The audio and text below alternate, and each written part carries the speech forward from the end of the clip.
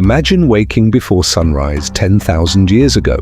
Your family has finally stopped moving. For the first time, there is a shelter you can call home. A small patch of land produces grain. Your children are asleep nearby, but winter is coming, and grain alone will not be enough.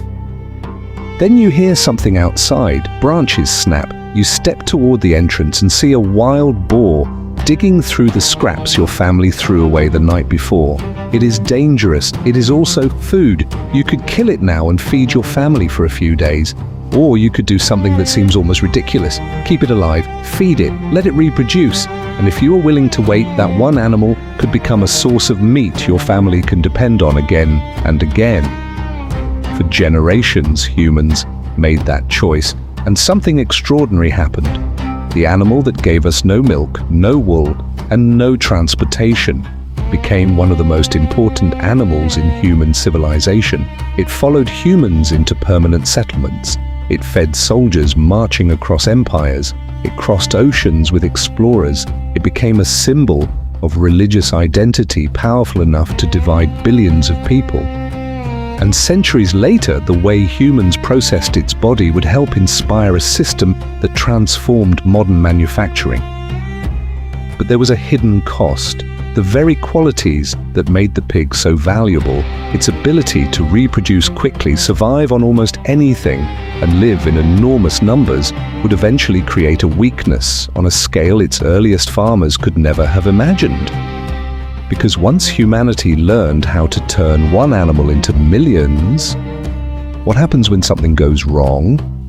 That question begins with a wild boar standing outside a prehistoric family's shelter.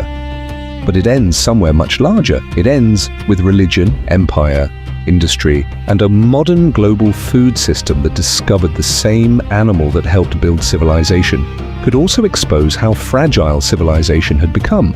10,000 years ago, the world was not divided into countries. There were no borders, no supermarkets, no refrigerated trucks, and no guaranteed supply of food. There were only small human communities trying to survive. And somewhere in that world, a wild boar was doing something humans found extremely useful. It was eating almost anything. Grain, roots, scraps, food that humans could not or would not eat. It could live without vast grasslands. It could survive around human settlements. And it reproduced quickly. For a prehistoric farmer, that combination was extraordinary.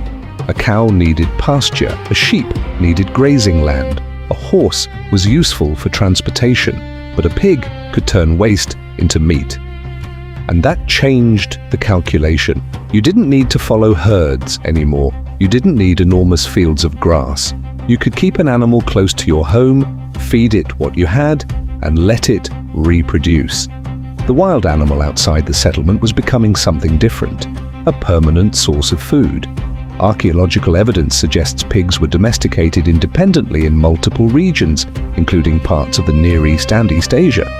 But there was something even more important happening.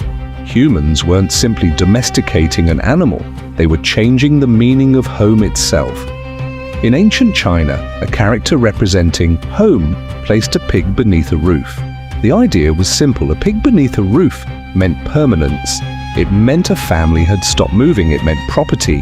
It meant prosperity. If there was a pig, there was a home, and that relationship would survive for thousands of years. The pig would move with farmers, then with armies, then with merchants, then across oceans. But the reason was always the same. The animal was remarkably good at turning whatever humans had into something humans could eat. And that seemingly simple advantage would eventually make pigs indispensable to civilizations far beyond the first settlements that domesticated them.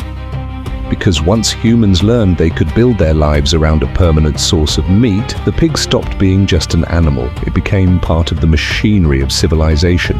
And the next civilization would discover just how useful that machinery could be. The pig did not stop at the farm. Once humans learned how useful it was, the animal followed them wherever civilization expanded. And one civilization discovered that pork could do something far more important than feed a family. it could feed an empire. Picture a Roman soldier stationed along the Rhine. It is winter. The roads are difficult. Supply lines are slow. Fresh food cannot simply appear whenever an army needs it. But inside the soldier's ration is something remarkably practical: salted pork, bacon, preserved meat that can survive a march. The same animal that helped a farmer survive a winter could now help an empire move its armies across Europe. Pork was cheap, it was calorie-dense, and once preserved it could travel, but the Romans did not reserve it for soldiers. Picture another scene. A Roman senator sits at an enormous banquet. The table is covered with food, and in the center is pork, prepared not as emergency rations but as luxury.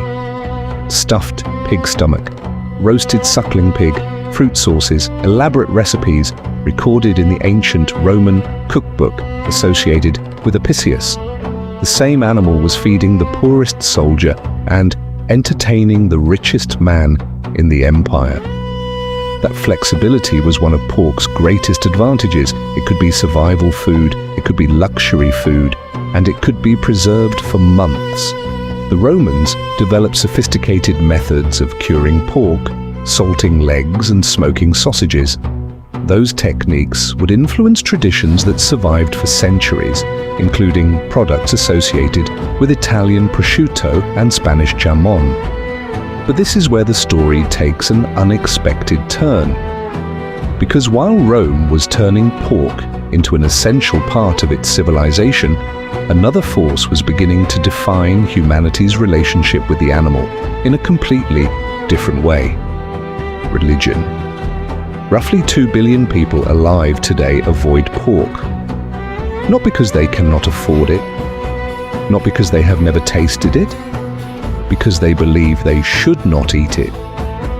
And the strange part is that the rule is ancient, widespread, and still powerful. But the original reason behind it remains debated. In Judaism, the pig is classified as unclean. In Islam, pork is forbidden. The religious rules are clear, but the deeper question is not. Why?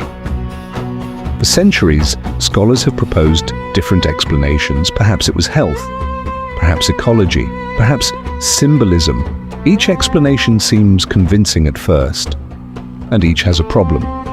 The mystery becomes more fascinating because the prohibition eventually became more than a rule about food.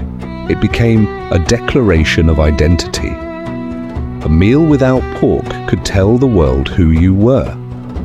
And that meant a simple animal had crossed another invisible boundary. It was no longer just part of agriculture.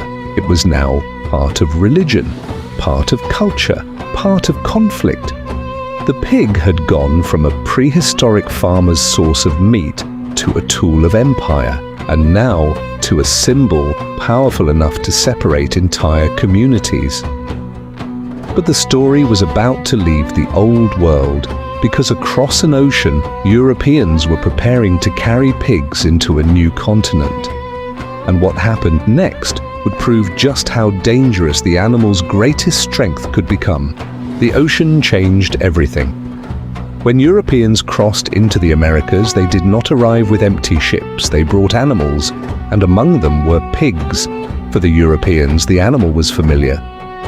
For the new environment, it was something else entirely. A source of food, a source of reproduction, and eventually a force that could reshape the landscape. One of the strangest chapters began with just 13 pigs.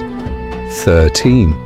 That number sounds almost meaningless compared with the millions of animals that would eventually roam the continent.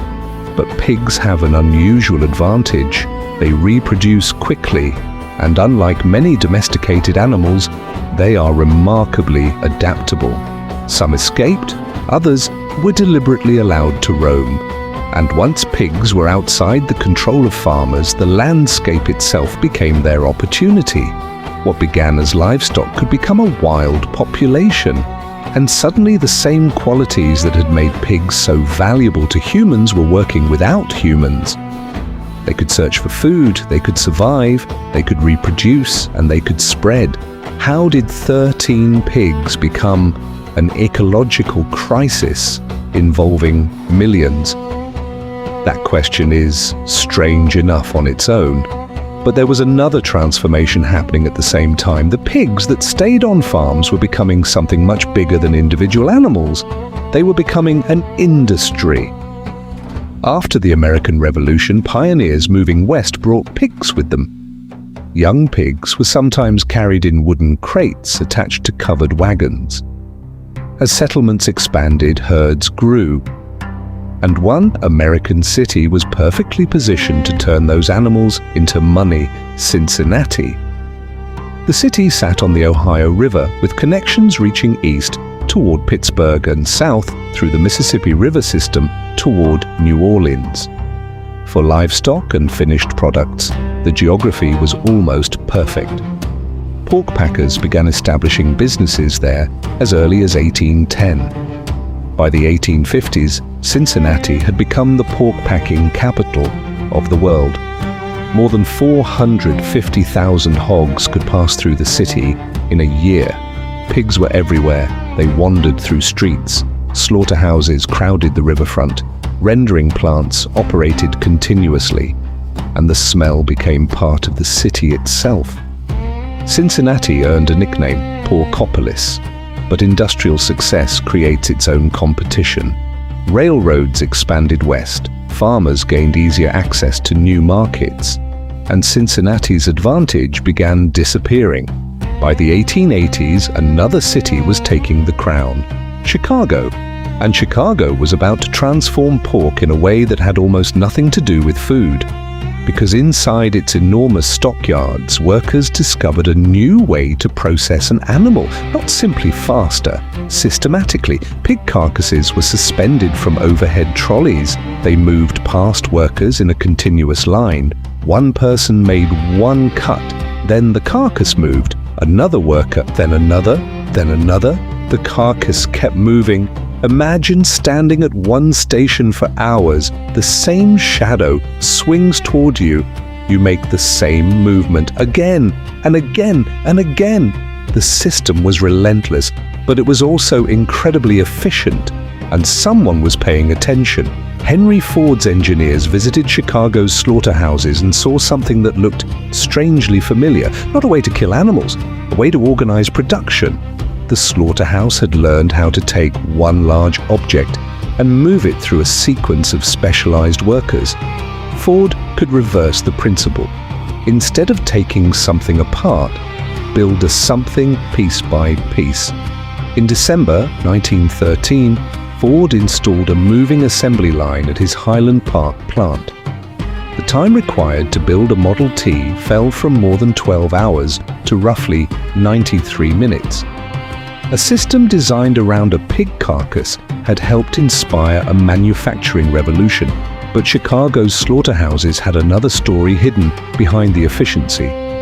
And this one was much darker.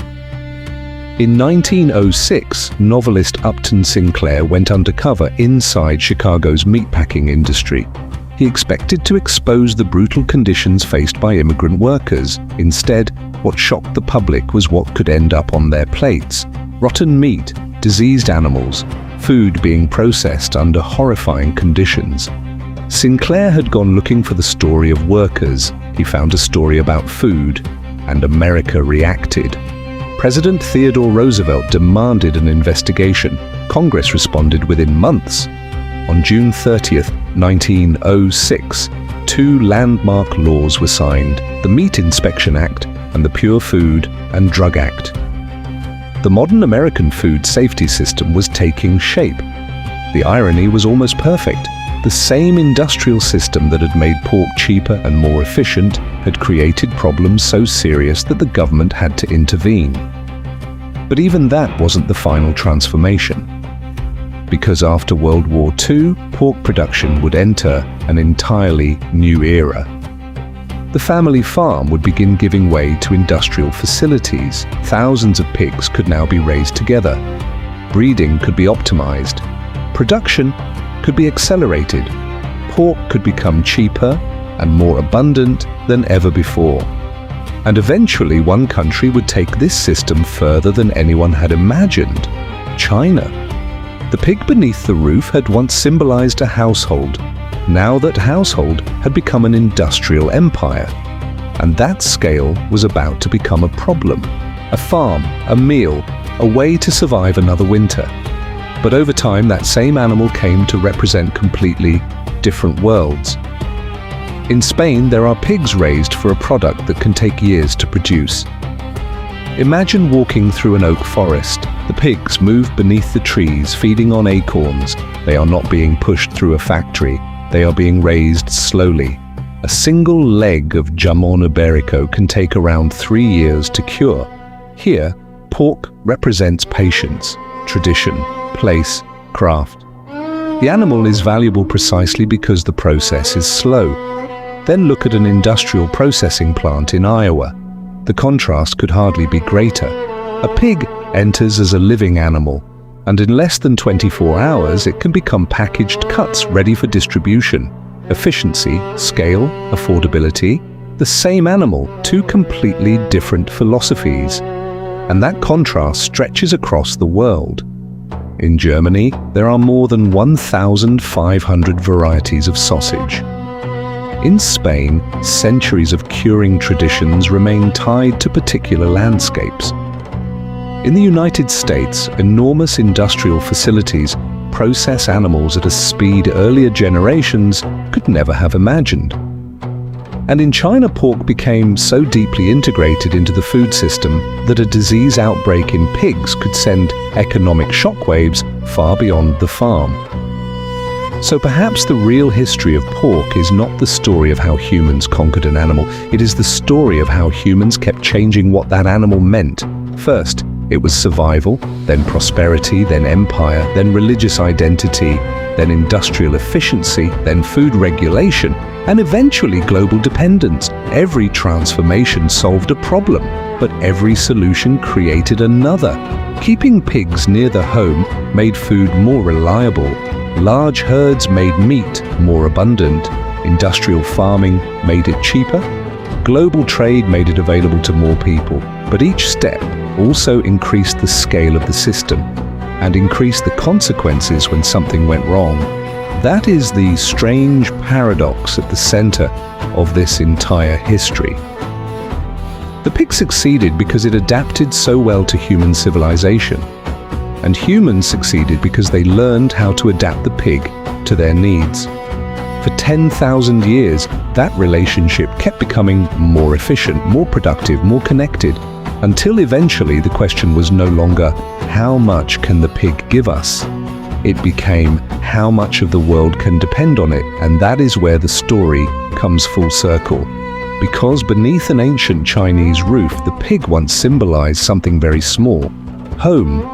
Thousands of years later, that symbol had expanded into a global system, feeding billions. But the bigger the system became, the more there was to lose. And perhaps that is the final lesson hidden inside the history of pork. The animals may have changed, the technology certainly changed, the civilizations changed, but the fundamental bargain remained the same. We found an animal remarkably good at surviving alongside us. Then we built a civilization around it. And now, after 10,000 years, we are still discovering what that decision truly cost. The pig has survived almost everything humans have thrown at it. Climate changes, empires rise and disappear, borders move, religions spread, industries collapse, technology transforms the way we eat. And still, the pig remains. But look at what that survival has cost. 10,000 years ago, a pig was something a family might keep close to its home. It turned scraps into meat. It multiplied quickly. It helped a newly settled family survive. Simple, local, personal. Today, that same animal sits inside a system spanning continents. Farmers raise enormous herds. Factories process thousands of animals. Trucks move the meat across countries. Ships move it across oceans. Markets depend on it. And billions of people make decisions about food based on it. The pig went from being part of the household to becoming part of the global economy. And that transformation explains the strange contradiction at the center of its history. The qualities that made pigs so useful were also the qualities that eventually made the system around them vulnerable. They reproduce quickly so humans could build enormous herds. They tolerate crowded conditions so humans could raise them at industrial scale. They eat a wide range of foods so they could be raised in many environments, and they are economically valuable so entire industries grew around them. Every advantage encouraged humans to expand the system, and every expansion increased the consequences of failure. African swine fever demonstrated that brutally. When disease struck China's enormous pig population, the damage did not remain inside the farms. It reached prices, trade, grain markets, food security, and the wider global economy. But there is another side to the story. In Spain, a pig can spend years moving through oak forests before becoming a leg of jamón ibérico. In an Iowa processing plant, another pig can become packaged meat in less than a day. One represents patience, the other represents efficiency. One depends on tradition, the other depends on scale. Yet both came from the same animal. And perhaps that is why the history of pork is so much bigger than food. It is a history of what humans do when they discover something useful. We don't simply use it, we build around it, then we improve it, then we scale it, then we depend on it, and eventually we may depend on it so completely that we forget how much of the world has become connected to it. The pig began as a wild animal wandering through ancient forests. Humans brought it beneath the roof. Farmers carried it across continents. Empires fed it to soldiers. Religions turned it into a boundary. Explorers carried it across oceans. Industrialists turned its slaughter into a manufacturing principle. Reformers used its industry to change food law. And modern agriculture transformed it into one of the most important sources of meat on Earth. The animal never planned any of this. Humans did. And that may be the final lesson. Civilization is built from useful things. But every time we make something more useful, we also make ourselves more dependent on it. The pig helped humanity settle. It helped feed empires. It helped build industries. It helped shape cultures. And now it sits at the center of a global food system that billions depend upon. So return for a moment to that ancient symbol, a pig beneath a roof. Thousands of years ago, it meant home. Today, it means something much larger. It represents how a single animal became woven into civilization itself. And the question left behind is no longer why humans domesticated the pig. We know why. The more difficult question is, what happens when something that helped build civilization becomes something civilization can no longer afford to lose? The history of pork began with a choice.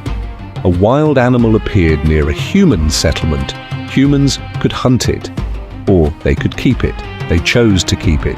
That decision would eventually reshape agriculture, religion, warfare, industry, and global trade. But the strangest part is that nobody who made that first choice could have imagined where it would lead.